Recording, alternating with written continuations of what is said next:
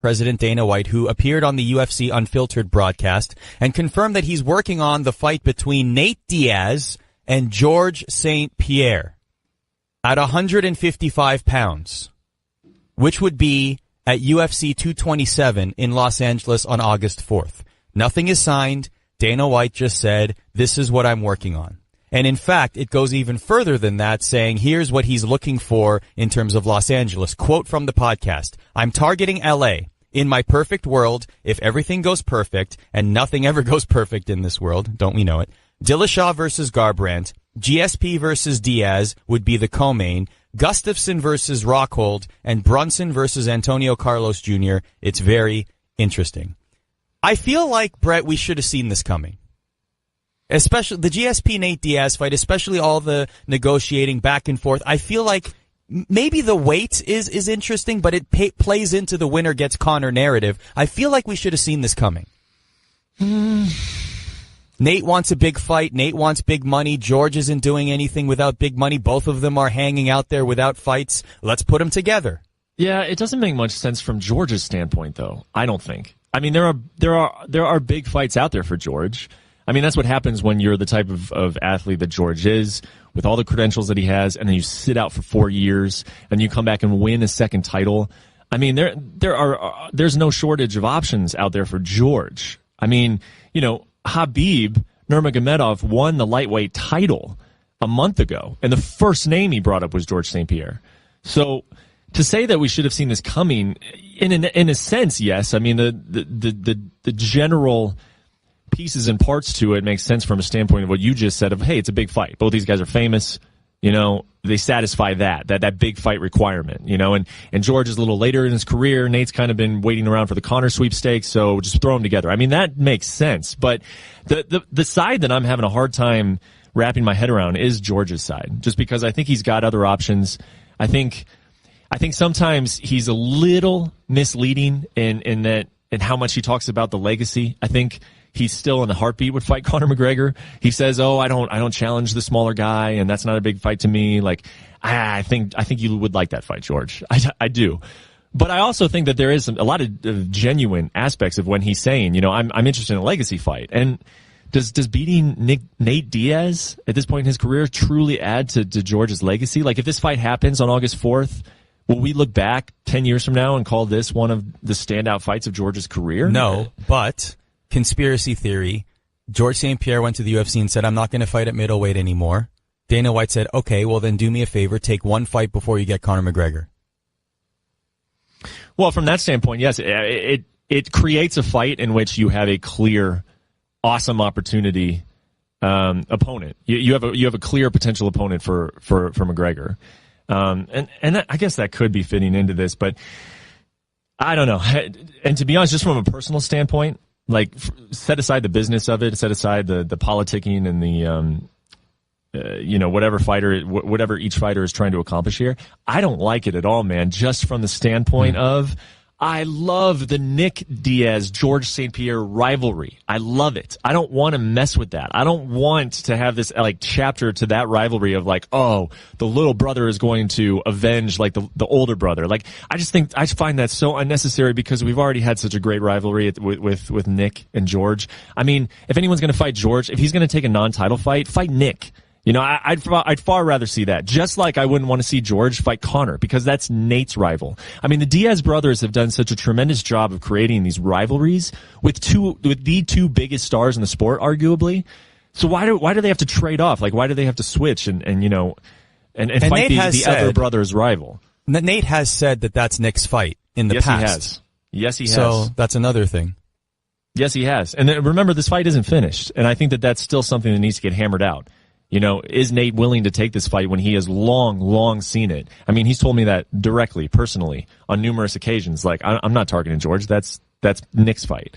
And that's how those guys think, man. I mean, once they put something in their head like, oh, that's my brother's, I mean, there's something that's sort of ironclad about that. So it'll be interesting to see, you know, what Nick thinks about this and what conversations he is having with his brother. But I'm glad you brought that up, because that is definitely a key part in all this. With all that said, though, it would just take one answer, an explanation as to why Nate is taking the fight instead of Nick, and for them to be on the same page, and suddenly people will be very interested in that fight, because you could argue at this point in time, I mean, he definitely was a couple years ago when he beat Conor, but even today, with both of them being inactive in the octagon, Nate is the bigger name right now than Nick is, which wasn't the case for a very long time.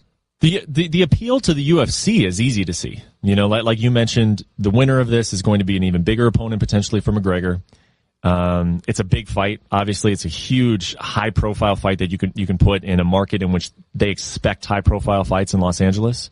So, for the UFC, from the UFC standpoint, this is I mean, you can see why they're interested in it. And you know what? Another element of this, it might be an indirect element of it, but it's an element all the same. Is at best, you know, the UFC books this fight. It's big.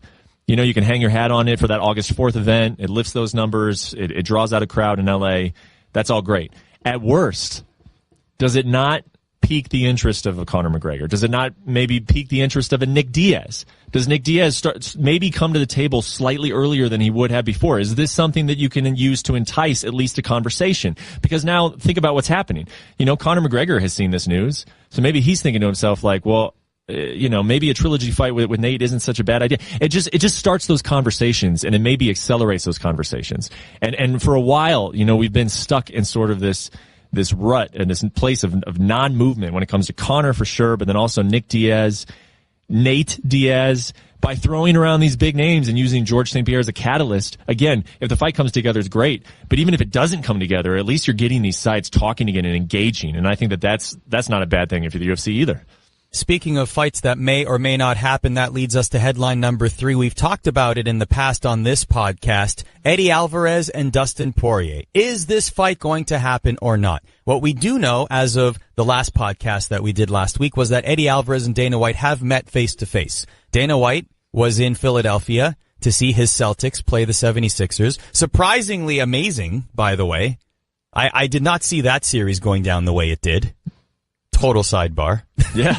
Not talking about basketball, but like, wow, impressive. Yeah, great series. Anyway, yeah. So while Dana White was in Philadelphia, he decided, hey, I'm going to get some cheesesteaks and I'm going to talk to my fighter.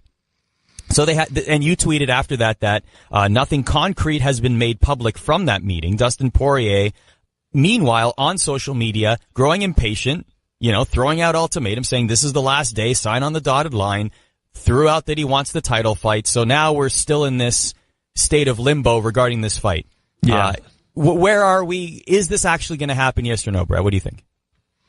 That's a really tough question to answer just because there's a lot of moving pieces. But really the big moving piece here is Eddie Alvarez, you know, and he's on the last fight of his contract. So, you know, the number one question, I guess, is are they going to come to terms on a new deal? And if they're not going to come to terms on a new deal, well, then is Eddie willing to accept a fight against Dustin Poirier as potentially the last fight of his UFC contract? And that brings in a whole lot of just different variables. You know, I mean, Eddie Alvarez has had a lot of great fights in the UFC. He's obviously had a lot of great fights in his career.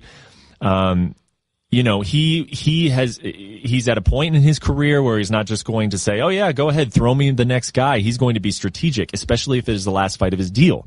If this is the last fight of his UFC deal, Eddie Alvarez in his mind is not asking, you know, can I beat Dustin Poirier? Is this, you know, is the timing right? He's asking questions of like, well, what does that do for my stock? You know, if I go in there and fight Dustin Poirier, does that rise my stock? Does that help me get the money that I feel like I'm due in my next contract negotiation? So it's just, it complicates everything. If the UFC and Eddie Alvarez are far apart in terms of numbers. Now, if they're not far apart in terms of numbers, and Saturday's meeting went well, which, you know, I don't think it went, it obviously didn't go so well to the point that he signed a deal, but I also don't think it was a bad meeting. It was just a meeting, right? They got in, they got to say some things, they got to exchange numbers a little bit, they got to discuss things face to face. If those talks are productive and he signs an extension with the UFC, well, then I think he will take this fight. I don't think Eddie Alvarez is running and hiding under his couch from Dustin Poirier. I think he's just trying to use his leverage, his position where he is in his career to get the best contract possible. Meanwhile, you know, you've got Poirier who, yes, I feel for Poirier in this situation. Like, it sucks for him because he's waiting for Alvarez and he's like, I need that fight with Alvarez because that would catapult me into title contention, and I'm sitting around waiting for Alvarez to deal with his contract. Kind of. And like, this isn't a fight really that even Dustin asked for this time. He's asked for it in the past, but after going out and doing what he did in his last fight against Justin Gaethje, he wasn't looking to turn around and jump right back into the octagon, especially, Gaethje kicked his leg out pretty bad. I think Dustin was looking forward to a little bit of time off. And then sort of seeing how this 155 picture played out. I mean, that's really what we're waiting on a lot with these 155 guys, is seeing how the top plays out. And he was willing to kind of sit around and wait and watch how that happened. Then the UFC put out that Eddie Alvarez fight, and that is a fight that he's wanted for a long time. So I think Poirier is more than willing to accept the fight, but he's not in a position where he's like, oh yeah, I'm just sign me up and go ahead and deal with Eddie. No, he's you got to think, these guys are human beings too, and I think that's what some people forget. And there are certain business things, there's certain family things, there's certain elements of Dustin Poirier's life away from the cage that he has to suspend or at least change in order, if he's going to be fighting a 5-round fight against Eddie Alvarez on July 28th. So right. In his mind, he's like, make up your mind. I'm not going to sit around here and wait 2 weeks not knowing, am I fighting, am I not fighting? So I've been told that ultimatum, there was some truth to it. Now, if the UFC is able to sign Eddie and they come back to Dustin and say, yeah, look, we understand why you put out that ultimatum, but here's some extra money, or here's, this or that, I still think this fight can be put together, but time is of the essence. I think that's what I'm trying to say here, is that time is of the essence to try to put this fight together. And the UFC is doing what it can to get it together because they want it.